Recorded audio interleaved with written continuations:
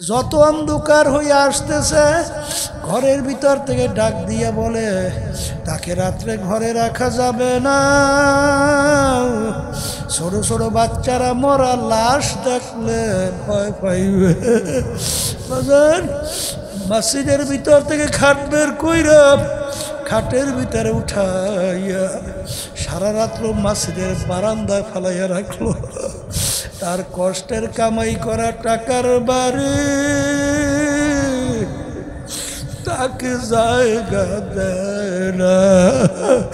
এই জন্য আমার বাজানদেরকে বলবো, পর্দা আলে মা বোনদেরকে বলবো, দুনিয়ার ভিতরে এমন কোনো জাতি নাই যেই জাতি পরকাল বিশ্বাস করে না। হিন্দুরাও কিন্তু পরকাল বিশ্বাস করে, খ্রিস্টানরাও পরকাল বিশ্বাস করে, অন্যান্য বিজাতি সবাই কিন্তু পরকাল বিশ্বাস করে।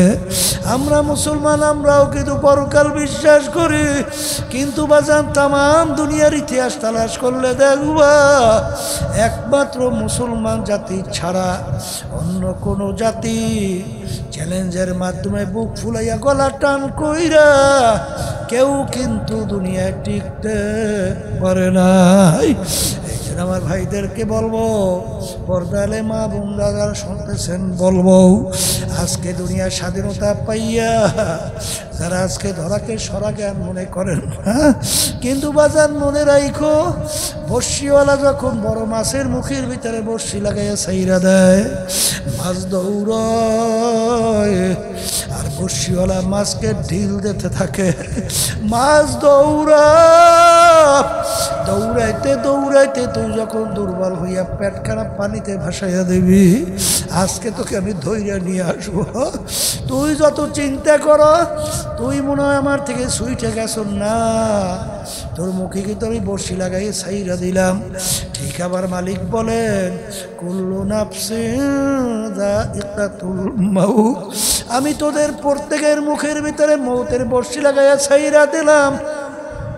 দুনিয়ার ভিতরে ঘোর ঘোর ঘুরতে ঘুরতে যখন হায়াতের বেড়া পার করবি, যখন আমার আজরাইল তোর বাড়ির দরজায় সিটি বাজাইয়া বসবে, আরে যত ডাক্তার কবিরাজ তোকে চেষ্টা করুক না কেন, যত স্যালাইনিং দেশন পুশ করুক না কেন, রাখতে কিন্তু আর পারবে না।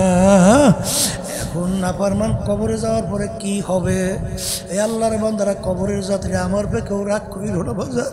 আল্লাহ রাসূল সাল্লাল্লাহু আলাইহি ওয়াসাল্লাম বলে আল কবরু রাউযাতুম মিন রিয়াজিল জান্নাহ আও হুফরাতুম মিন হুফারিন নার। এ আমার উম্মতেরা, এই যে কবর দেখো, এই কবর কিন্তু আসল কবর না।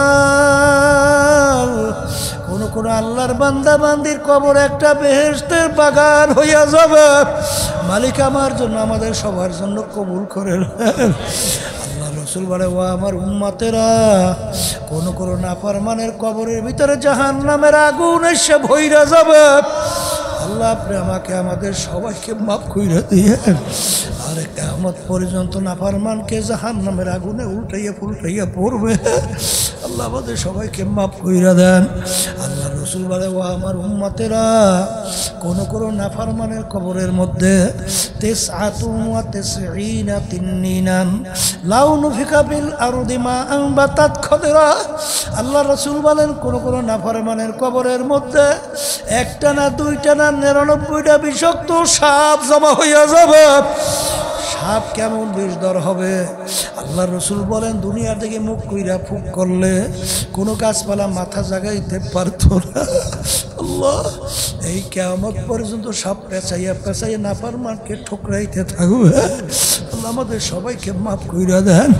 আল্লাহ রাসূল বলে, ও আমার উম্মতেরা, নাফরমান কবরের ভিতরে দুইজন আন্ধা বয়রা ফেরেশতা আসবে, গুড় যদি কিয়ামত পর্যন্ত পিটাইতে থাকবে। আল্লাহ আপনি আমাকে আমাদের সবাইকে মাফ কইরা দেন। এই জন্য আমার ভাইদেরকে বলবো, পর্দা আলে মা বোনদেরকে বলবো, আজকে ওলামায়ে কেরাম হক্কানি কথা তোমাদের কাছে ভালো লাগে না, কিন্তু বাজান যেদিন বুঝবা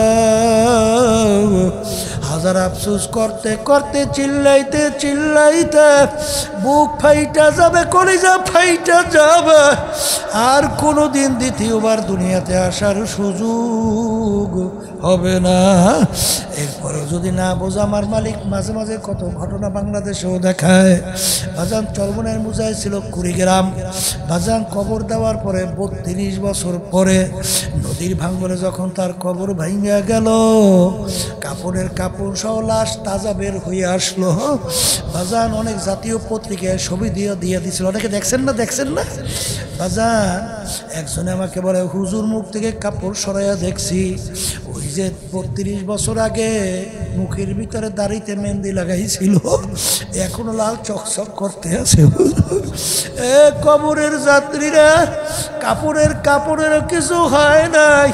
দুনিয়ার এমন কোন যুক্তি আছে, একটা মার্কিন সাধারণ কাপড় মাটির সঙ্গে 32 বছর পর্যন্ত লাইগা রইল, কাপড়ের কিছু হয় নাই। বাজান যত ঘটনা মাঝে মধ্যে দেখা যায়, কাপড়ের কাপড় সহ কবরের তাজা লাশ, একের পর হেজগার আল্লাহওয়ালা ছাড়া দেখা যায় না। আবার কত কবরে আগুন দেখা যায়, সাপ দেখা যায়, কত না পারমানের চেহারা শুয়ারের চেহারা ইয়া পইরা আছে, কত না ফরমানের জিব্বাজার টাইনা নাভিস্থল পর্যন্ত ঝুলাইয়া রাখছে।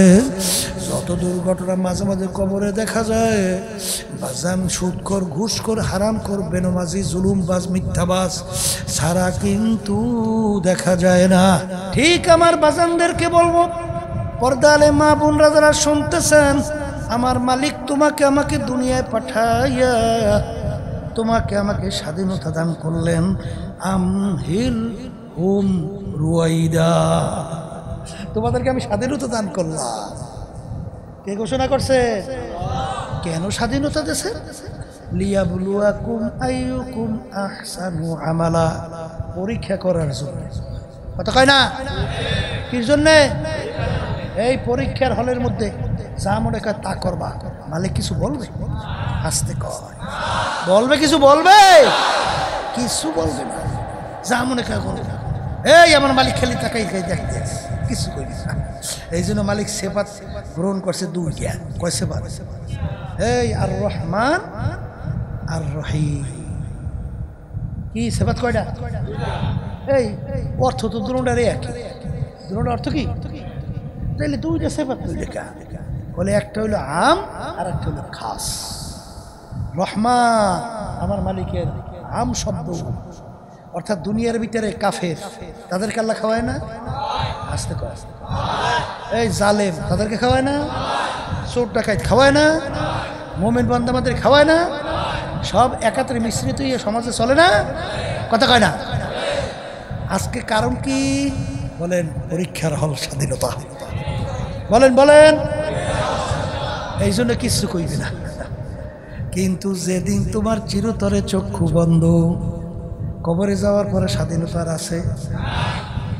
এখন স্বাধীনতা নাই। এখনই প্রথম প্রশ্ন, বলো তোমার রব কেডা? কি কইবেন? রব্বি আল্লাহ। আল্লাহ আমার জন্য, আমাদের সবার জন্য কবুল করুন। এখন কইছেন তো রব্বি আল্লাহ, আমার রব আল্লাহ। বুঝছে কইছেন না বুঝছে? এক শ্রেণী বাজানরা আছে, আওয়ামী লীগ ক্ষমতায় না আসলে বাঁচবো না। রব বানাইছে কারে? এক শ্রেণীর আছে বিএনপি ক্ষমতায় না আসলে বাঁচবো না। রব কেডা? আসতে আসতে। এক শ্রেণীর চাকরি না থাকলে বাঁচবো না। ওদিকে ঈমান নেওয়ার সময় কি পড়ছিলাম? খায়রিহি ওয়া শাররিহি মিনাল্লাহি তাআলা ওয়াল বাসি বাদাল মাউত। বাসানে মারি কারে কইছে? এখন বানাইছেন দি বিএনপি, বানাইছেন দি আওয়ামী লীগ, বানাইছেন দি চাকরি। তা আল্লাহর এখন বাসানে মালিক কই আছে? কই আছে? কথা কয় না? নাই তো। সব শেষ করছেন না এই দুনিয়া থেকে।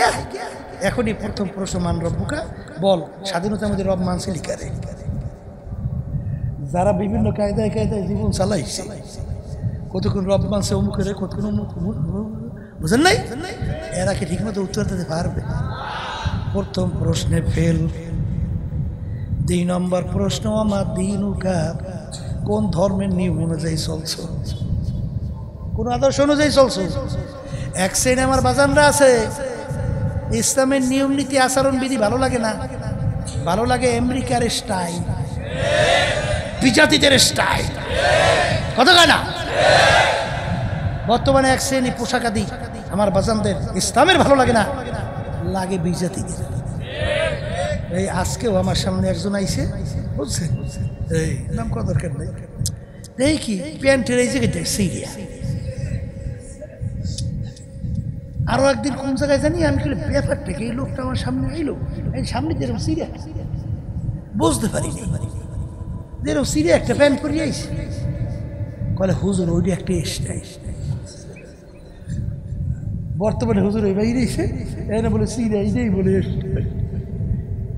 আবার বলে বাইরে চলছি, এক পাশ দেবলে এই ফোন তো হারিয়ে এই ফোন ঢুকেই বলে স্টাইল, কথা খায় না।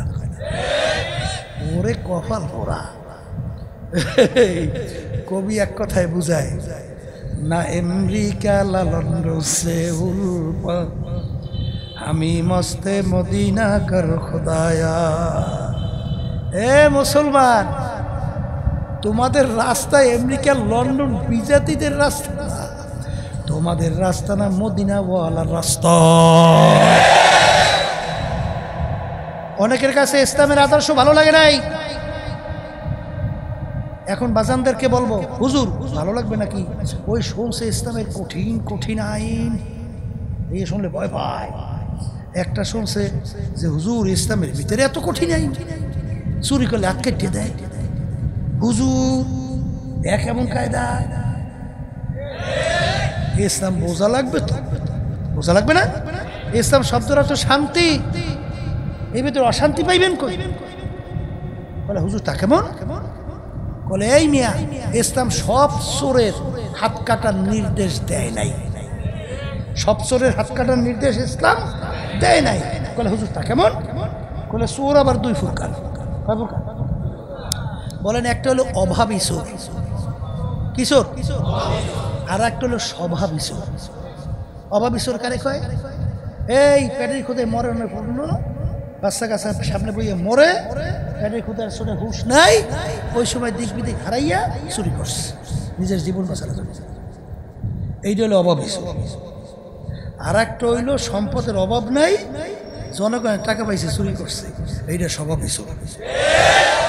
আমাদের দেশে যে এমপি মন্ত্রী আছে এ সব অভাবী,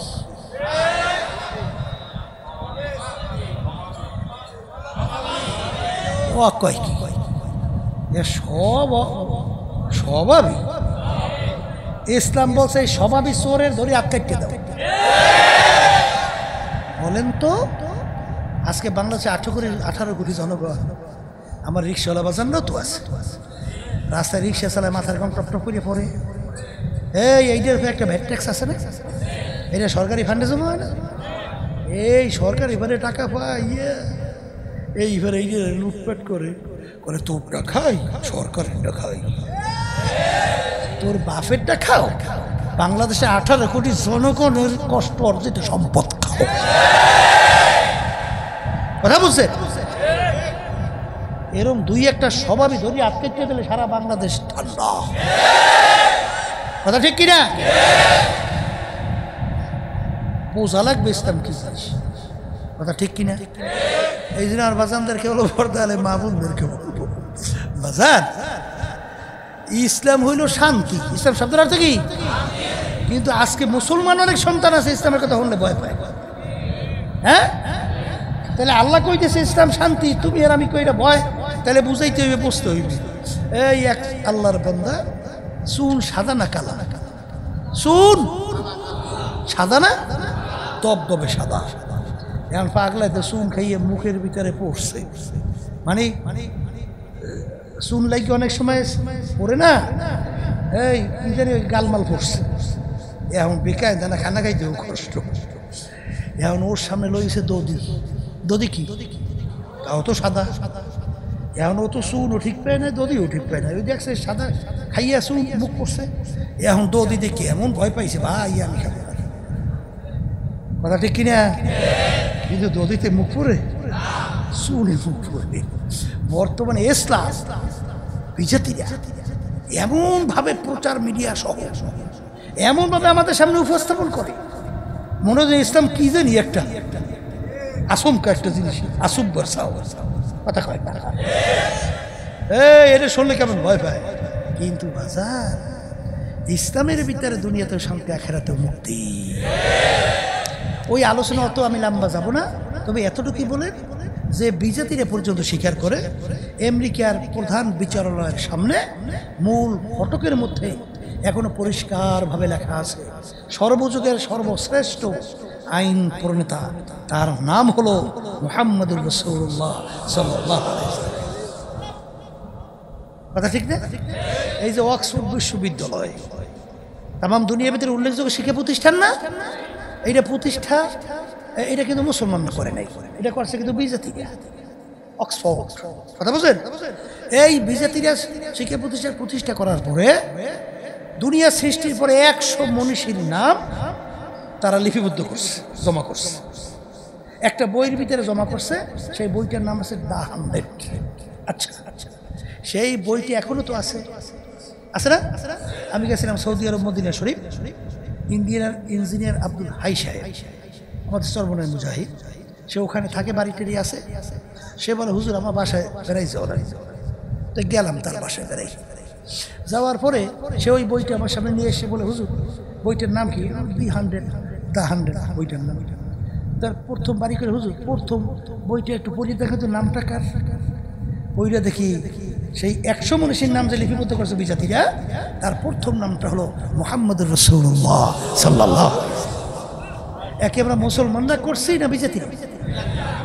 যখন নাকি এই নাম প্রথম নিয়ে আসছে তখন ওদের জাতি লোকেরা বলছিল যে ব্যাপারটা কেমন করলেন, আমাদের ইজ্জত নষ্ট হয় না যে আর এক বিজাতিরা মনীষীর নাম প্রথম নম্বরে নিয়ে আসলেন, নিচের দিকে রাখলে হয় না?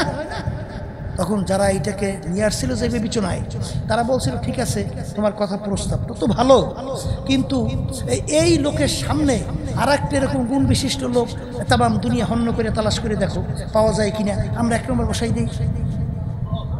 ওরা তন্ন তন্ন করে হন্য হন্য হয়ে খুঁজে ওই নামের সামনে আর দ্বিতীয় কোনো নাম পায় না। এই কথা সংক্ষেপ বলছি, বুঝবে কারা? কথা কন না, মানুষ তারা বুঝবে। এই জন্য আমার বাজানদেরকে বলবো, পর্দালে মা বোনদেরকে বলবো, এ দুনিয়াদার পাগল আমার বাবারা, যেই দুনিয়ার পিছনে পইরা আখিরাতের স্থায়ী জিন্দিগি যার শুরু আছে আর কোনোদিন শেষ নাই, ওই জিন্দিগির সম্বল সম্পদ কামাই করার জায়গা কিন্তু দুনিয়া। আর দুনিয়া মাজরাতুল আখিরাত, এই দুনিয়াটা হলো আখিরাতের সম্বল কামাই করার জায়গা। যারা দুনিয়ার পিছনে পড়ছেন বাজান, মাঝে মাঝে একটু নিরিবিলি একটু মোরাকাবা করেন, চিন্তা করেন বাজান, সব কিন্তু ফাঁকি, কিছুই নিয়ে কিন্তু অন্ধকার কবরে ঝাঁপ দেওয়া যাবে না। জোরে কোন যাবে? বাজান দুনিয়া কিন্তু নিষ্ঠুর। বাজান করোনা ভাইরাসের সময় সব আমরা দেখছি, করোনা ভাইরাসে বাপ আক্রান্ত, ছেলে বাপকে ফালাইয়া পালায়, স্ত্রী স্বামীকে ফালাইয়া দৌড়ায়, স্ত্রীকে ফালাইয়া স্বামী ভাগে।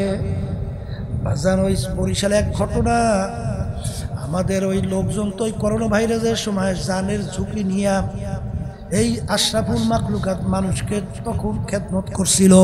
কথা কন না? কথা ঠিক না বে ঠিক? এক ছেলে ডাক মোবাইলে বলতেছে, ভাই আমার আব্বা করোনা ভাইরাসে মারা গেছে, তাকে একটু দাফন কাফনের ব্যবস্থা করেন। আমাদের লোকজন ঠিকানা মতো গেল, যাইয়ে দেখো ওখানে কাউকে পাওয়া যায় না। আরে কোথায় সেই লোক, কিভাবে ঢুকবে কোনো জায়গাও চিহ্ন নাই, একটা রুমের ভিতরে তালা মারা, চাবিও নাই, কিভাবে তালা রুম খুলবে? বাজান তালা ভাইয়া যখন আমাদের লোকজন ঢুকলো, ঢুইকা দেখে লোকটা এখনো মারা যায় নাই। আমাদের লোকজন তাড়াতাড়ি কান্দের ভিতরে উঠাইয়া নিয়ে তাড়াতাড়ি অক্সিজেন লাগাইল। বাজান সেই লোকটা একটু সুস্থ হওয়ার পরে বলে, ভাই যাদের জন্য জীবন শেষ করলাম, যাদের জন্য জমি বাড়ি করলাম, আজকে আমার এই কঠিন মুহূর্তে কষ্টের সময় আজকে আমার পাশে কেউ নাই। আপনারা কারা এই কঠিন কষ্টের মুহূর্তে আমার খেদমতের জন্য আসছেন? আপনারা কলম কাগজ নিয়েছেন, সমস্ত সম্পদ আপনাদেরকে লিখে দেব। এ দুনিয়াদার পাগল আমার বাবারা, বাজান কিছুদিন আগে দেখছো বড় এক ধনী ব্যাংকার মারা যাওয়ার পরে তার লাশ নিয়ে গাড়ির গ্যারেজের ভিতরে ফেলাইয়া রাখলো।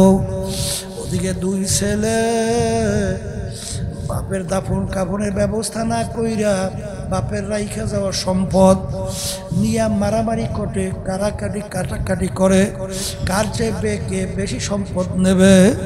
ওদিকে বাপের লাশ ফুইলে ওঠে, বন্ধ হইয়া যায়, ধারেও নাই কাছেও নাই। এলাকার লোকজন সাদা ধইরা তখন বাপের দাফন কাফনের ব্যবস্থা করলো। এ দুনিয়াদার পাগল আমার বাবারা, হারামকে হারাম বলো না, ঘুষকে ঘুষ বলো না, সুদকে সুদ বলো না, ধোকাবাজি কইরা টেন্ডারবাজি সাদাবাজি কইরা এই সম্পদ কার জন্য রাইখা যাও? এত টাকা রাখবা কোথায়? কাপড়ে যে পকেট নাই। যাদের ঈমান আছে, যারা মুসলমান দাবি করে, হুঁশ থাকতে জীবন থাকতে তারা হারাম সম্পদের কাছেও যাইতে পারে না। কারণ আল্লাহ রসুল বলছে, হারাম মালের দ্বারা যে রক্ত এবং গোশত তৈরি হবে তার জায়গা জাহান্নাম ছাড়া হবে না। এই জন্য আমার ভাইদেরকে বলবো, পর্দা আলে মা বোনদেরকে বলবো, বাজান দুনিয়ার দিকে তাকাইয়া দেখো।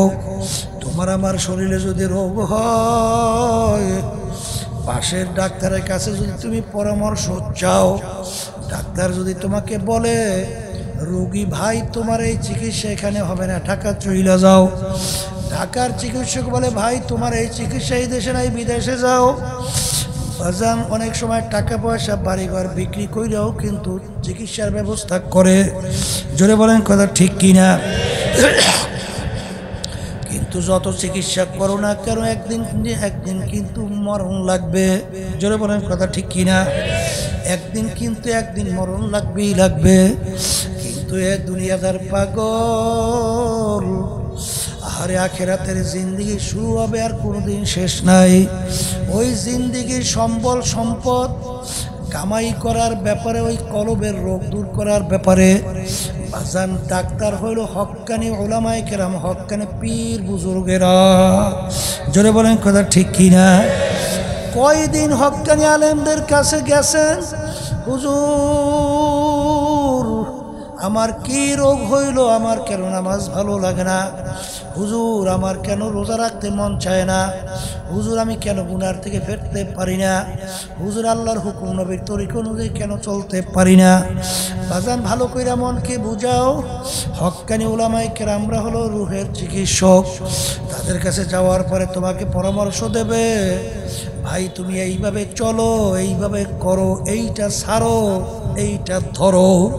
তুমি যদি হক্কানি উলামায়ে কেরামদের প্রেসক্রিপশন অনুযায়ী তুমি যদি রুহের চিকিৎসা, আল্লাহর ফজল কর্মে কলবের চিকিৎসা শুরু করো, দেখো অল্প দিনের ব্যবধানে তোমার নামাজ ভালো লাগতো না, এখন হুঁশ থাকতেও নামাজ ছাড়তে পারবে না। জোরে বলো কথা ঠিক কিনা? তখন তোমার আল্লাহর হুকুম নবীর তরিকা, আল্লাহর ফজলে চলতে তোমার ভালো লাগবে। কারণ কি, রুহের রোগ যখন দূর হবে, কলবের রোগ দূর হবে, তখন তোমার আখিরাতের কাজ ভালো লাগবে। এই জন্য আমার বাজানদেরকে বলবো, পর্দা আলে মা বোনদেরকে বলবো, বলকের বাদশাহ ইব্রাহিম বিন আদহাম রহমাতুল্লাহি আলাইহি, বলকের বাদশাহ মুসাফির বাদশাকে বলে, বাদশাহ রে আপনার এই মুসাফির খানায় আমি একটু থাকতে চাই। বাদশাহ বলে, ওরে বোকা, তুমি তো আমার ইজ্জত নষ্ট করছো, এইটা হলো আমার রাজ সিংহাসন, এইটাকে তুমি মুসাফির খানা বানাইছো। হুজুর রাজ সিংহাসন কাকে বলে, মুসাফির খানা কোনটা হুজুর, তার পরিচয় কি? বলে বাড়ির দরজায় ঘর দেখছো, দেখছি, ওইটা হলো মুসাফিরখানা। হুজুর ওইটার পরিচয় কি? কলে প্রতীক রাস্তায় চলতেছে, অস্থায়ীভাবে দিন রাত্রি যাপন করলো, পরদিন আবার ওইটা গন্তব্যে চলে যায়, এইরকমভাবে অস্থায়ীভাবে আসে যায়, তাকে বলে মুসাফিরখানা। হুজুর স্থায়ী বাড়ি কাকে বলে? যেখানে সব সময়ের জন্য মানুষ বসবাস করে, সব সময় থাকে। তখন মুসাফির ডাক দিয়া বলে, বাদশা রে, তাইলে দুনিয়ার সৃষ্টির পর থেকে মনে হয় আপনি এই বাড়িতেই আছেন। তখন বাদশা বলে, ও বোকা মুসাফির, না, আমার আগে ছিল আমার আব্বা। কলে, হুজুর আপনার আব্বা কোথায়? কলে, সে তো কবরে চলে গেছে। কলে, হুজুর আপনার আব্বা কি আসবে না? তখন বাদশা বলে, ও পাগল মুসাফির, একবার মানুষ দুনিয়ার থেকে বিদায় নিয়ে কবরে গেলে দ্বিতীয়বার কোনো দিন ফেরত আসে না। বলে, হুজুর আপনার আব্বার আগে কে ছিল? দাদা, সে কোথায়? সেও তো কবরে। বলে, সেও কি আসবে না? না, আসবে না। বলে, হুজুর আপনি মনে হয় চিরজীবন থাকবেন। তখন বাদশা বলে, ও পাগল মুসাফির, কুল্লু নাফসিন যায়িকাতুল মাউত, প্রত্যেক জানদার, প্রত্যেক মানুষ একদিন মৌতের শরাব পান করা লাগবে, মৌতের শরাব পান করা লাগবে। ওয়ালাউ কুনতুম ফি বুরুজিম মুশাইয়াদা, একবার কেউ বের হইয়া যায় আর কোনো দিন আসে না। মুসাফির হাম ইহা সবা হ্যায়, কবর আখের ঠিকানা, कोई आगे रवाना है, कोई पीछे रवाना। বলার সঙ্গে সঙ্গে বাদশার চিন্তার পরিবর্তন হইতে গেল। আমি এই বাদশাহী দিয়া কি করব? আমি এই সম্পদ দিয়া কি করব? আমি এই সম্মান দিয়া কি করব? এ তো দেখতে না দেখতে শেষ হয়ে গেল। এ দুনিয়ার পাগল, দুনিয়া কিন্তু আরামের জায়গা না, দুনিয়া কিন্তু শান্তির জায়গা না। আর দুনিয়া দারুল মেহনে ওয়াল বালা, দুনিয়া বালা মুসিবতের জায়গা, কষ্ট ক্লেশের জায়গা। এই ছেলে কথা শোনে না, মেয়ে কথা মানে না, স্ত্রী কথা শোনে না, স্বামী নিয়ম অনুযায়ী চলে না, আহারে রোগ ব্যাধির কোনো শেষ নাই। এই গরম, এই ঠান্ডা, এরকম করতে করতে হঠাৎ একদিন তোমার বাড়ির পাশের মসজিদের মাইকে ঘোষণা হইতে থাকবে, বাড়িওয়ালা নাই রে বাড়ি, নাই রে দুনিয়াতে। বাজান বাসে ইব্রাহিম আদম রহমাতুল্লাহ আলাইহি শোনার পরে চিন্তার পরিবর্তন ঘটে গেল। আমি এই বাদশাহী দিয়া কি করব? আমি এই সম্মান দিয়া কি করব? আমি এই সম্পদ দিয়া কি করব? এ দুনিয়াদার পাগল, বাজান ডাকাইতের দলের সর্দার থাকে, সর্দারের কত পাওয়ার, কত সম্মান, কত ক্ষমতা। সরকার বাজান ডাকাইতের দলের কোনো কেউ যদি অন্যায় করার সময় গুলি কইরেও মাইরে ফেলায়, ওর এই সর্দার গাড়ি, ওর এই সম্মান কতক্ষণ? পুলিশের হাতে অ্যারেস্ট হওয়ার আগ পর্যন্ত। যখন পুলিশের হাতে অ্যারেস্ট হইয়া যাবে, যখন বুট দিয়া লাইতে পারাবে, হাড্ডি গুডি যখন ভাইগা ফেলবে, কোথায় যাবে ওর সারগিরি? কোথায় যাইবে ওর বাবুগিরি? এ আমার বড়লোক বাবারা, এ আমার ধনী বাবারা, এ আমার ক্ষমতা সম্পন্ন বাবারা, আজকে দুনিয়ার ভিতরে ধরাকে ধরাগা, সরাকে ধরাগা মনে করেন না। যারা মাথা উঁচু কইরা, বুক টান কইরা, জমিনে ধপধপ কইরা চলো, এই মাতুক বাড়ি সরদারি টাকার গরম, ক্ষমতার গরম, দলের গরম। বাজান কতক্ষণ? আজরাইলের হাতে অ্যারেস্ট হওয়ার আগ পর্যন্ত। যখন আজরাতে অ্যারেস্ট হইয়া যাবে, কোথায় যাবে ওর সারগিরি? কোথায় যাবে তার বাবুগিরি টাকার গরব। এই জন্য আমার বাজানদেরকে বলবো, বাজান রে, ফরিদপুর গেছিলাম, এক পরলোক মারা যাওয়ার পরে যত অন্ধকার হয়ে আসতেছে, ঘরের ভিতর থেকে ডাক দিয়ে বলে তাকে রাত্রে ঘরে রাখা যাবে না, ছোট ছোট বাচ্চারা মরা লাশ দেখলে ভয় পাইবে। বাজান, মসজিদের ভিতর থেকে খাট বের কইরা খাটের ভিতরে উঠাইয়া সারা রাত্র মসজিদের বারান্দায় ফেলাইয়া রাখলো। তার কষ্টের কামাই করা টাকার বাড়ি তাকে জায়গা দেয় না। এই জন্য আমার বাজানদেরকে বলবো, পর্দালে মা বোনদেরকে বলবো, দুনিয়ার ভিতরে এমন কোনো জাতি নাই যেই জাতি পরকাল বিশ্বাস করে না। হিন্দুরাও কিন্তু পরকাল বিশ্বাস করে, খ্রিস্টানরাও পরকাল বিশ্বাস করে, অন্যান্য বিজাতি সবাই কিন্তু পরকাল বিশ্বাস করে। আমরা মুসলমান, আমরাও কিন্তু পরকাল বিশ্বাস করি। কিন্তু বাজান, তাম দুনিয়ার ইতিহাস তালাশ করলে দেখবা একমাত্র মুসলমান জাতি ছাড়া অন্য কোনো জাতি চ্যালেঞ্জের মাধ্যমে বুক ফুলাইয়া গলা টান কইরা কেউ কিন্তু দুনিয়ায় টিকতে পারে নাই। এই জন্য আমার ভাইদেরকে বলবো, পর্দালে মা বোনরা যারা শুনতেছেন বলবো, আজকে দুনিয়ার স্বাধীনতা পাইয়া যারা আজকে ধরাকে সরা জ্ঞান মনে করেন, কিন্তু বাজান মনে রাখো, বর্ষিওয়ালা যখন বড় মাছের মুখের ভিতরে বর্ষি লাগাইয়া ছাইরা দেয়, মাছ দৌড়ায়, আর বর্ষিওয়ালা মাছকে ঢিল দিতে থাকে। মাছ দৌড়াইতে দৌড়াইতে তুই যখন দুর্বল হইয়া পেট খারাপ পানিতে ভাসাইয়া দিবি, আজকে তোকে আমি ধৈর্য নিয়ে আসবো।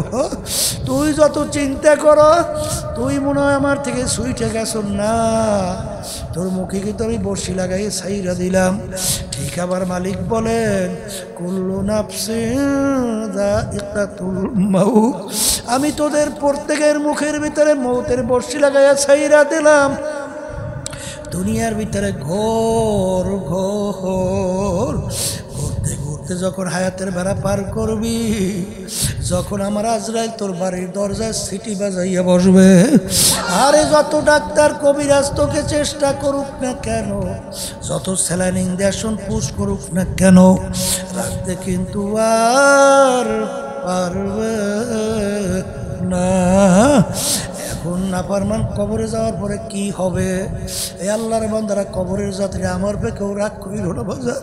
আল্লাহ রাসূল সাল্লাল্লাহু আলাইহি ওয়াসাল্লাম বলে, আল কবরু রাউযাতুম মিন রিয়াজিল জান্নাহ আও হুফরাতুম মিন হুফারিন নার।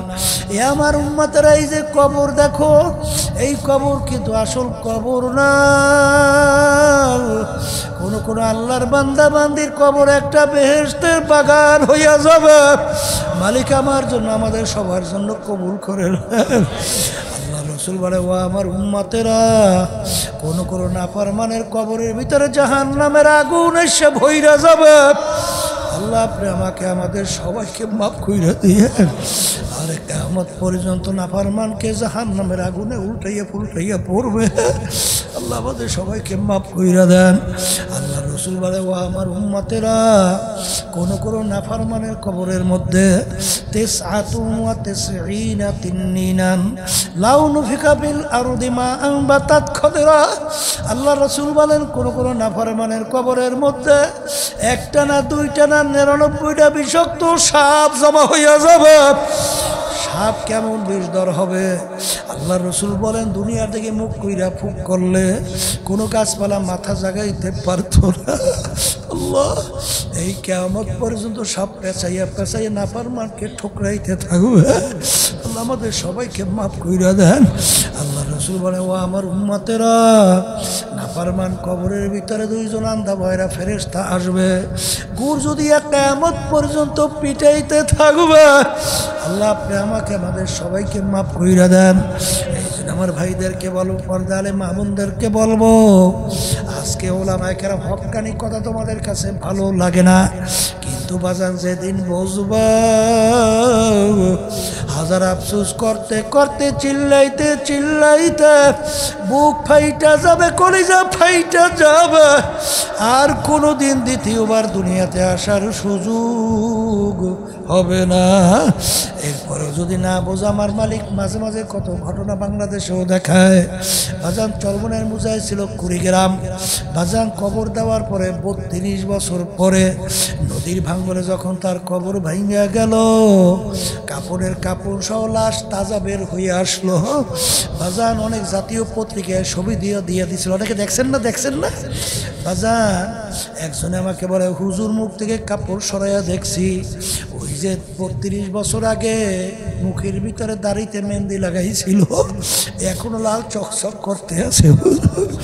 এ কবরের যাত্রীরা, কাপড়ের কিছু হয় নাই।